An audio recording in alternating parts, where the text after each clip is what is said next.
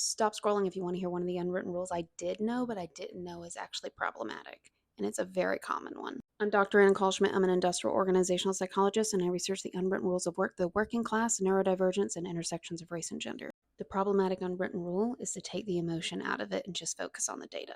I know this sounds controversial, so hear me out. I'm going to tell you where it comes from, why it's a problem, and how you can reframe it while still having constructive conflict resolving conversation. I've been reading this book by Tessa White, who I follow on here and I like, and she offers a great model called the GAP model for how to handle conflict at work. I like the model. I notice she repeatedly says what a lot of people do when they talk about unwritten rules of work. Keep the emotion out of it, bring data. I'm not saying don't bring data, but I have learned that the policing of emotions is problematic and is largely directed at women and people of color. So I'm going to offer a reframe on this model, not a counter, but to do that, we need to understand that emotions are part of reality and they do drive behavior. The value of rationality over emotions has been used to try to say why white men are superior to others. A lot of non-white cultures allow more freedom of expression, particularly in Africa and Latin America. Also, a lot of gender roles and a lot of cultures, not all, penalize men for showing any emotions that aren't anger. And so the point of policing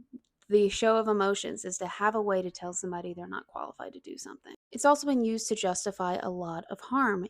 You don't want the people helping you colonize a nation and getting rid of indigenous people to feel things, right? If you own other people, there has to be a part of you that's stifled to not feel bad about that, right? To just feel power. And this is used in the workplace to police particularly Black women a lot. Now, I do believe we can be aware of our stereotypes and still have constructive conversations. But I think instead of saying, let's take the emotion out of it, we can acknowledge the emotion is there and refrain from projecting our emotions onto someone else or assuming we know how someone else feels. I gave a keynote a couple months ago, and one of the clients said to take the emotion out of interpreting their survey results. And I said, well, maybe be conscious of what your emotions are, but don't let them get in the way of acknowledging that your employees in the survey may feel differently, because emotions do drive behavior. If somebody's not happy, they can leave. They can damage your company reputation. They can take their knowledge somewhere else. But a lot of people also don't convey their emotions in a healthy way. And there's more than one way to healthily convey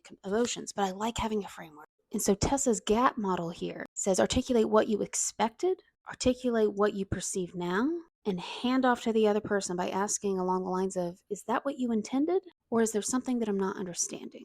She gives the example of asking, for example, I expected I would only have to work overtime on occasion. I'm observing that I've worked overtime 12 out of 14 days. Is there something I'm not understanding?